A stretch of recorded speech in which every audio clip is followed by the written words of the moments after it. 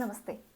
આજે આપણે hair care સિરીઝની શરૂઆત કરવા જઈ રહ્યા છે, જેમાં આપણે મેઇનલી જોઈશું કે આપણા વાળ ઉતરવાનું કારણ અને વાળની ક્વોલિટી ખરાબ થવાનું કારણ શું છે.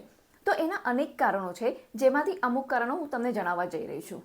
તો પહેલું કારણ છે આપણી જીવનશૈલી અને આપણું ભોજન. આપણે કેવી રીતે જીવીએ છીએ, કેટલા પોષણવાળું આપણે જમીએ છીએ, નથી જમતા, એની આપણા વાળ ઉપર ખૂબ જ અસર પડે છે. બીજી વસ્તુ છે કે જે કેમિકલ્સવાળી પ્રોડક્ટ્સ આપણે યુઝ કરીએ છીએ. આજકાલ માર્કેટમાં જે શેમ્પૂઝ, ઓઇલ્સ મળે છે એ બધા જ મોટાભાગે કેમિકલવાળા હોય છે.